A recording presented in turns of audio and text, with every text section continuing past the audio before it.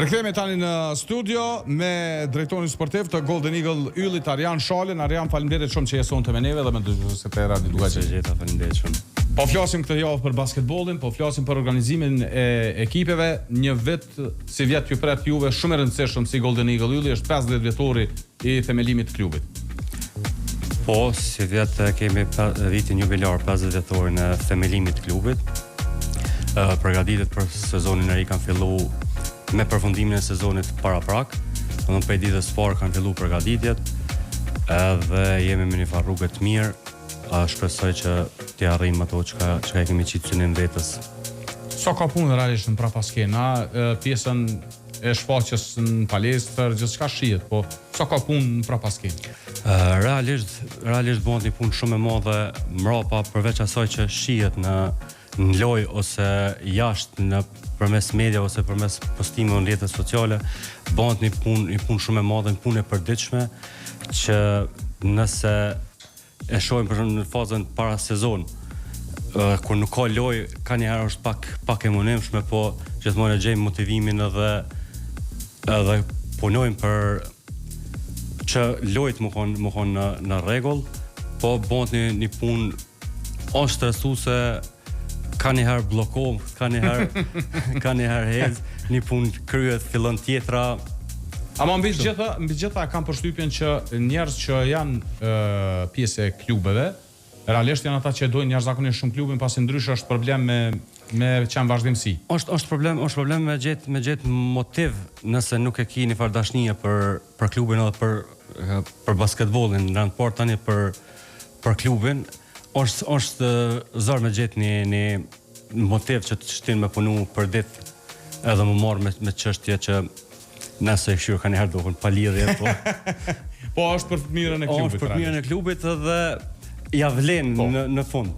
Ti je gjatë aty, tash me sa kuptova të bëhen 11 vjet që je pjesë e Golden Eagle Yllit, i ke përjetuar periudha të ndryshme të kësaj skuadre. Realisht prej fillimit kur Ylli është riu inkuadruar në Super League, asaj kohë kemi fillim në statistika live të FIBA-s, ku kemi pas licencën për 6 vjet. Tani me klubi veç vazhdoj kemi mu bo ma profesional edhe tani në 2021 veç jam kyç në marrë pesaj kohë jam aty. Një element shumë i rëndësishëm e ka pas e feston datën e krijimit edhe tifozeria e skuadrës Gjebraelit 33 vjetorin. Sa ka rëndësi për juve si klub. Tash kjo pyetje klishe, po sa i keni marrëdhënie të mira përgjithësi me tifozë dhe sa keni mbështetje nga ta? Po realisht krejt sot çka jemi rreth klubit, në klub realisht na kemi filluar te Gjebrailat atë dashnin për me marr për klubin, kemi filluar bashkë me ta të polojnë. Janë pjesë shumë e rëndësishme e lojës, janë pjesë shumë e rëndësishme se çysh i presin ata lojtarët ose të tjerë që vinë për vende të tjera ose për qytete të tjera, lojtarët, po mendoj trajnerat, se ata çfarë komoditeti dhe çysh i presin në qytet është pjesë shumë e rëndësishme. Tani vime atë loja që shihet domos në media ose që shihet në lojë për kraj aty. Janë pjesë pandashme, janë pjesë shumë e rëndësishme e aktiviteteve tona të përditshme. Si vjet e keni lënë në dorën e trajnerit ekipin të Fotis Takianos. Çka ju shtyu me vendos për trajnerin fjalë? Trajnerin fjalë Fotis ka qenë në planet e klubit edhe në të kaluamën. Edhe më herët. Kem bisedu, kem pas kontakte me ta në kohën kur kem ndru trajner ose kem pas nevojë për trajner. Edhe si vjet me përfundimin e sezonit, e kena përfunduar sezonin para kohës, realisht, edhe me njëherë kanë filluar negociatat për trajnerin. Kemi arrit me bind që me ardhë në Kosovë dhe në Suarek. Edhe e kem njoft trajnerin prej kohës në bashkim dhe në Rahovec. Pra vjen me përvojë nga Kosova, se ka qenë edhe te bashkimi të Rahovecit. Po, edhe nuk ka qenë që u desh me minut gjatë që a me marrë apo a me vendosë për këtë trajner apo për një tjetër, për shkak se e kem njoft edhe kem ditë parafërsisht i kem ditë edhe personalitetin e tij edhe profesionalizmin e tij. Qysh është me bashkëpunu me ta? Qysh është si person? Si person, trajneri është shumë kërkues. Trajneri është, po mendoj, është ton kohë në zyre të klubit, vjen në mëngjes, edhe del dikur mas 1-2 orë mas stërvitjet, që realisht përfundojmë në ora 9 stërvitjet, në mbrëmje. Del 1-2 orë mas stërvitjet që vjen dikur në ora 11, del për zyrës, edhe gjithë të tjerëve që jem në klub ose rreth klubit, na mon aty dhe është shumë profesional, është detajist, do në sanat mi pas në vi, edhe po në anën tjetër është edhe humorist. E mon edhe atmosferën. E mon edhe atmosferën. Unë për vetë jam shumë i kënaqur me punën që e bën, me profesionalizmin e tij, edhe neve na ndihmon me bëj si të herë më profesional në punën tonë. Një element shumë interesant edhe e tregon kompleksitetin e marrjes me një klub basketbolli është fakti kur keni fillu me kërku basketbollistët për sezonin e ri. Shifra që dëgjova ke dikun në kërkim rreth 300 basketbollistë ose më shumë janë skautu. Janë shikuar reale parafrasisht të ashtu dekon 300 lojtarë që kanë ardhur ose nuk kanë ofruar për agjentëve ose agjencive të ndryshme. Realisht mund më konë dikon 300 që... Sa është e vështirë me e zvoglu këtë numër në kërkesat e klubit? Por realisht para se me orë trajneri... Pasi aty besoj se është edhe trajneri ai që... Trajneri është ndriti ndim trajneri që është prej Suarikës, është i joni aty. Po derisa ka orë trajneri në Suarik, derisa është vendos në Suarik, ka qenë pak ma problem se realisht nuk e mujtë edhe me kuptu se çka po dënë, çfarë stili, çfarë tipi, edhe kem këshyrë në çdo lojtar të mundshëm. Çdo lojtar që ka ardhur ose nuk ka urdhëruar, e kem këshyrë, sidomos e ndriti që është në profesion të tij kjo farpuna, edhe kena këshyrë, më thonë secilin. Derisa ka ardhur tani këtu që e kem kuptuar se çfarë tipi të lojtarit dhe çka kërkon prej lojtarit në pozitën e caktuar, atëherë kem pas pak më lehtë. Kem fillu me bërë shortlistat, disa prej lojtarëve i kem marrë disa prej lojtarë, do të thonë mungon edhe një lojtar i pozitës një, që playmaker. Po, mendoj që deri në shpejt duhet me ardhë. Intervenimet që i kemi pa deri më tani që i keni postu është Brandon Hoffman, Joe Reese, Trevon Allen, Lovre Bashic, tjerë të përmendim shqiptarët më pas, por po du më ndalë të Dwayne Cahill. E keni pas marrëveshjen me Dwayne Cahill, po ka pas një ndryshim më pas shkaku i çështjeve familjare të tij. Po, realisht dy lojtarët e parë që kanë nënshkruar, dy lojtarë kur kanë filluar me bë ekipin, përveç lojtarëve vendor, dy lojtarët e parë që ju kanë bashkuar ekipit, u kanë Lovre Bashic dhe Dwayne Cahill. Po mas 3-4 ditë mëse ka ardhë Cahill këtu, që ka zhvillu 3-4 stërvitje, ka pas një rast në familje, nona ti është smu, dhe ka kërku që me u liru, për shkak se u desh më kujdes për nonën, se nuk ka pas kush. Po, nuk ka pas kush atje. Ai realisht nuk po merret as me basketboll, nëse e kuptova. Jo, realisht ai e ka lënë basketbollin për një periudhë. Patjetërisht. Erion Kastrati rikthehet me një kontratë 3 vjeçare. Po. Sa e rëndësishme është për juve rikthimi i Erion Kastratit? Një basketbollist që tashmë e njeni. Rikthimi i Erionit është krucial mendoj në formimin e pjesës tjetër të ekipit.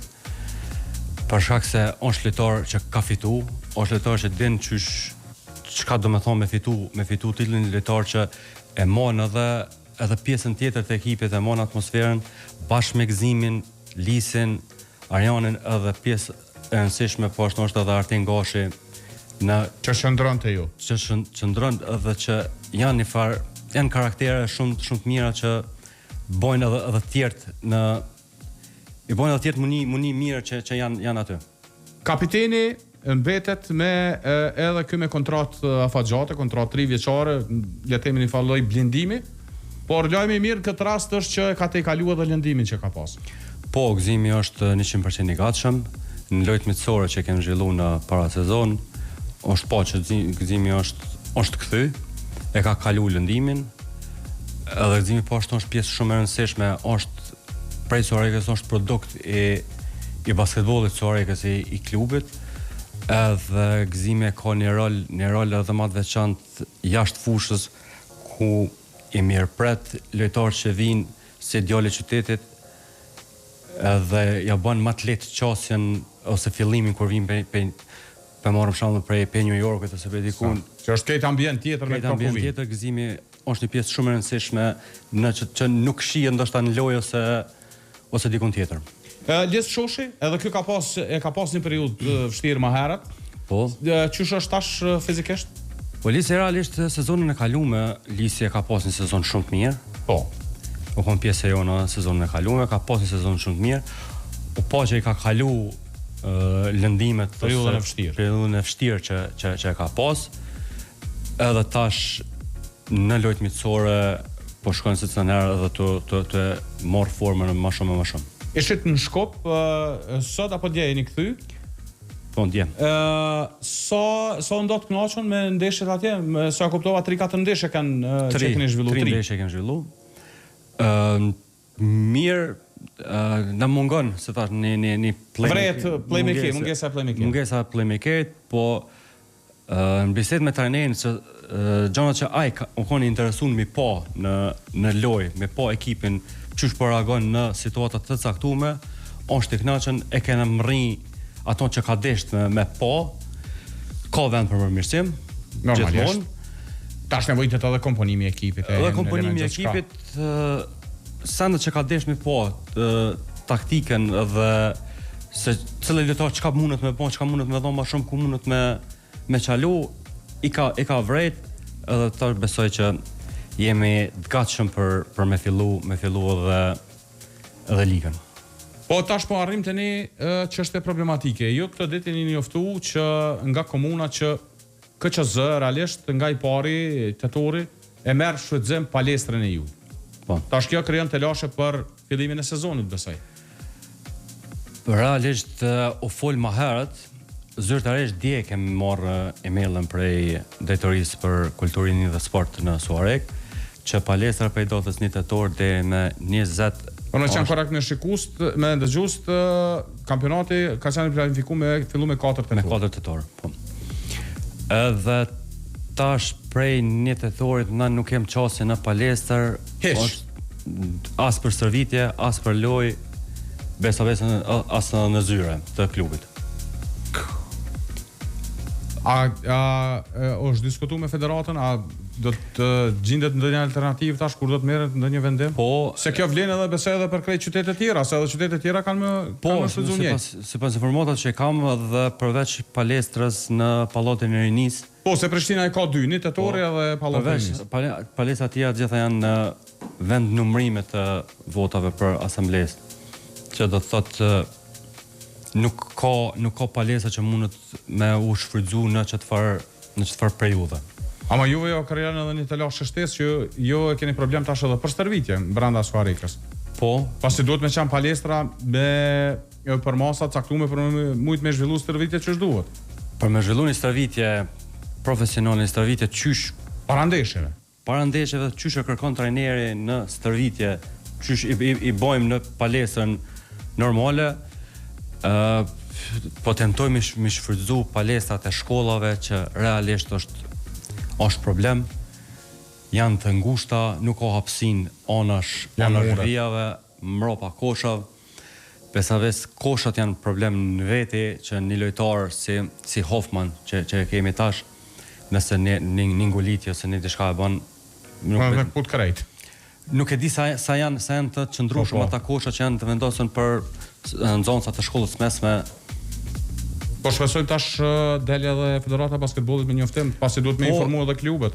E kam pas një bisedë sot me komisarin e garave Fatan Kushmlin, po nuk ka sekretarja Elvira Dushko tha që ka qenë jashtë vendit, edhe është kthy që nesër na njoftojmë me një vendim ose një propozim se ç'është me vazhdu. Po vazhdojmë përpara. Edhe e fundit, pas jemi në fund bisedës, çu shndron financiarisht Golden Eagle Ylli si vjet? Shumë stabil. Janë të kalu problemet që janë konë në të kaluar. Janë zgjidh ato probleme, financiarisht jemi në rregull, buxheti është i planifikuar, normal që ka shpenzime që mundën me ndodhë në ndërkohë, Normal. të mundën me konë të pa planifikuar, po deri në këtë moment ku po flasim, më thonë jemi shumë në rregull, përveç obligimeve që kanë qenë nga kaluamën, që janë kryer, janë edhe avancet që lojtarët kanë marrë, disa prej lojtarëve, dhe mendoj që jena me një situatë të shëndetshme financiarisht. Dhe krejt e fundit se s'më pa ta bëu edhe këtë pyetje, synimi besoj mbetet pjesa lart titullit. Synimet janë për trofe. Jemi kemi filluar përgatitjet që jo domosdoshmërisht me po qyshe kem nis, edhe tu vazhdu, po mendoj që jem aty. Unë të falenderoj shumë për kohën, falenderoj që erdhe sonte bashkë me neve dhe dëgjuesit të Radio Lugaxhinit me shpjegu pjesën e Golden Eagle Yllit dhe para përgatitjet për sezonin e ri. Faleminderit shumë për ftesën. Faleminderit shumë. Tash kthehemi pak me Joncanën, muzikë, marketing, edhe më pas kthehemi në pjesën e dytë të emisionit.